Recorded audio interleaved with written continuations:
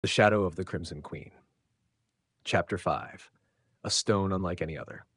The days of early autumn turned cooler and gray, a chill wind brushing the hillsides and threading through the gnarled forests. With harvests completed and much of the harvests taken by Dracula's men, the still busy Petru Albescu stole whatever moments he could from his demanding days to pore over the strange, unnerving text that now occupied his study. The Skotadi Sophia sat open on the oaken desk, its faded pages exuding an eerie gravity that seemed to pull the very light from the room. Petru's days were never his own. The demands of the village, resolving disputes between serfs, mediating quarrels over grazing rights, and preparing for the bitter winter ahead, pressed heavily on him. Yet even as he dealt with these concerns, his thoughts constantly returned to the book. He would rise before dawn, leaving his bed quietly to avoid waking Anna and pore over its arcane text by candlelight. Late at night, when the fires in the hearth had died down and the household grew still, he would again turn to the forbidden knowledge. The contents of the Skotadi Sophia left him deeply disturbed. Each page bore meticulously written spells, rituals, and diagrams detailing ways to summon demonic entities, forge dark pacts, and unleash curses upon enemies. Some passages described rites to win the favor of shadowed powers, offering wealth, power, and revenge at the expense of one's immortal soul.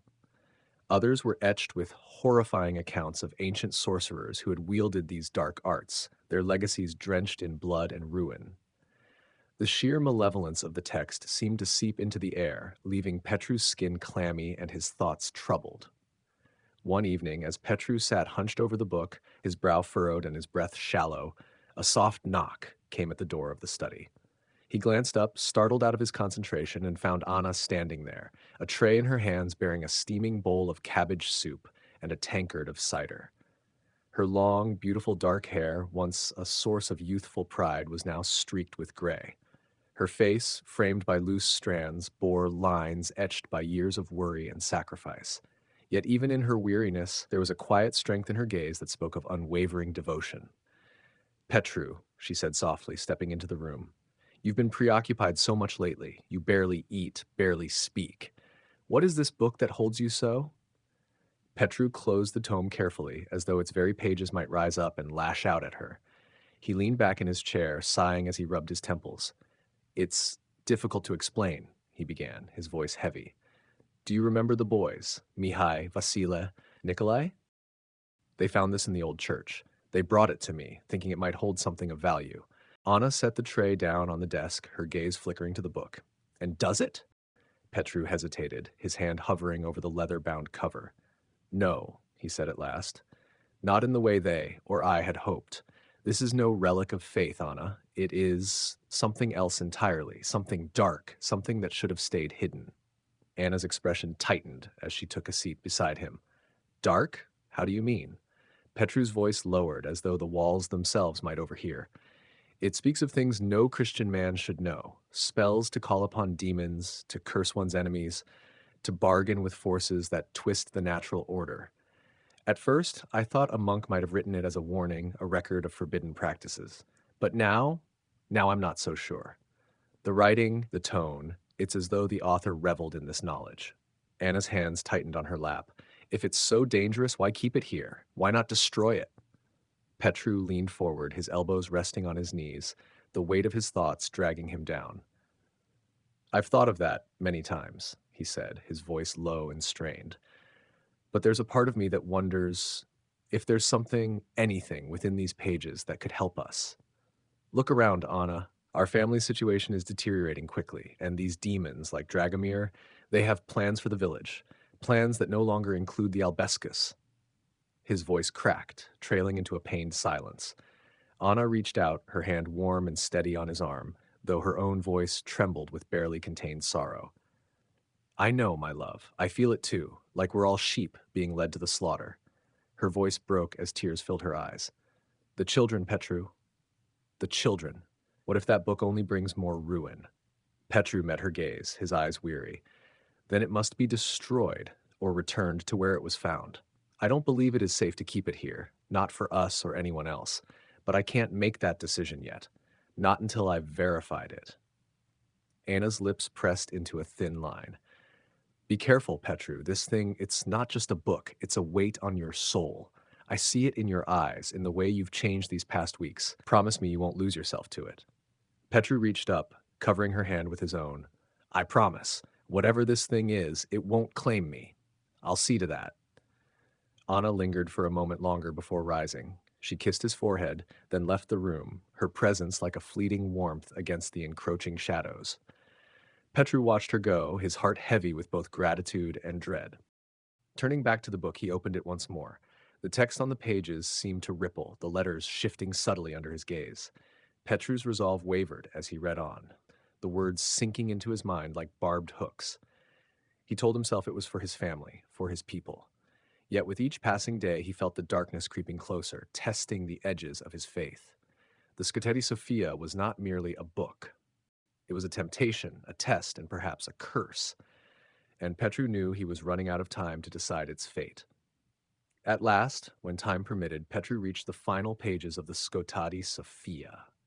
These pages, unlike the rest of the ancient book, looked strangely different. The parchment was smoother, newer, stitched almost unnaturally into the binding as though added at a much later time. The edges gleamed faintly in the dim candlelight, and the ink shimmered with an iridescent quality that seemed to pulse with a faint, otherworldly glow. Petru's breath caught as he turned the first of these final pages. Gone were the dark incantations and vile imagery of the preceding sections. Instead, what lay before him felt almost heaven-sent. The meticulous script spoke of a relic of unimaginable power and beauty, a stone called the Star of Enoch. It was also referred to by another name, one that stirred both awe and trepidation within Petru, the Gate of Realms. The description captivated him. The Star of Enoch was said to be a palm-sized, multifaceted gem, as if carved from the purest crystal. When untouched, it appeared a simple, milky white, like an untouched snowflake frozen in time. Yet, when held in a human's hand, the stone would awaken. Slowly, almost reverently, it would shift through the colors of the rainbow, each hue more vibrant and dazzling than the last, crimson fading into gold, azure into emerald, and violet into a luminous indigo. This ethereal display was not merely a trick of light, but a manifestation of the stone's otherworldly essence. What struck Petru most was the revelation of its limitations and its promise. The Star of Enoch held no power for demons, nor could it be wielded by any creature of darkness. Its light was a testament to its purity, anathema to the malevolent. Yet for humans, it held a profound gift, the Gate of Realms. The words reverberated in Petru's mind, each syllable heavy with potential.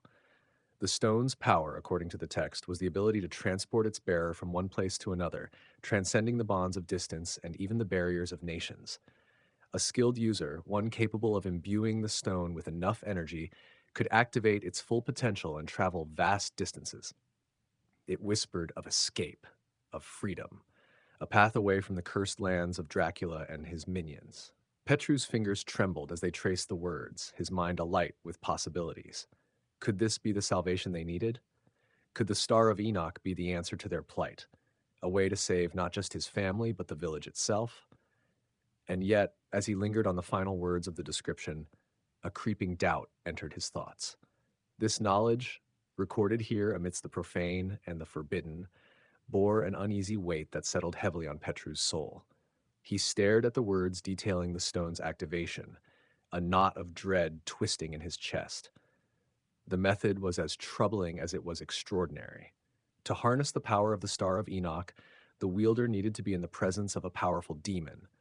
The wielder would grasp the jewel tightly, focus their mind on the destination, its name and place clear in their thoughts, and recite the incantation, Virtus Luminis Vias Aperi, power of the light, open the ways.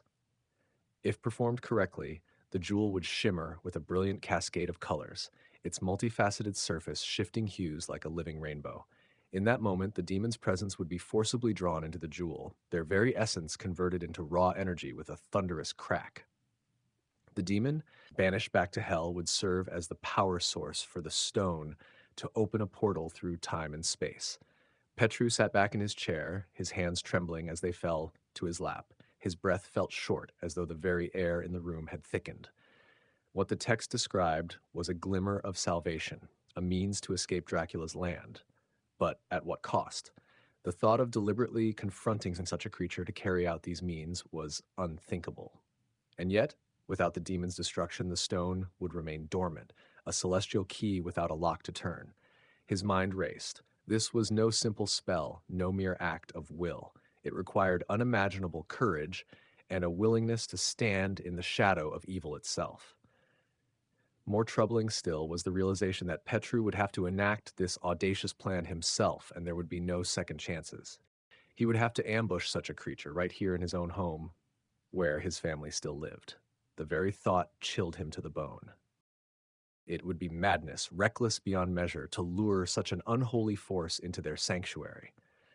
Yet Petru reasoned that if he could succeed, if he could destroy the demon and activate the jewel, at least he, Anna, and the children could escape. The portal would remain open only for a few minutes, just enough time for them to flee through its shimmering gate into a faraway land, safe from Dracula's grip. In the final pages of the book, another clue had surfaced, one that could prove vital to his desperate plan. There was a rough drawing of the floor of a chapel. Its title read, Sanctuary of the Order of the Dragon. The chapel was located in Darvash, a place not far from his lands, but shrouded in dark superstition.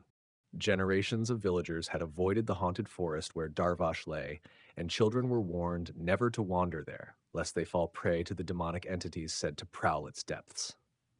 The crude sketch revealed the chapel's floor, marked with the distinctive symbol of the Order of the Dragon.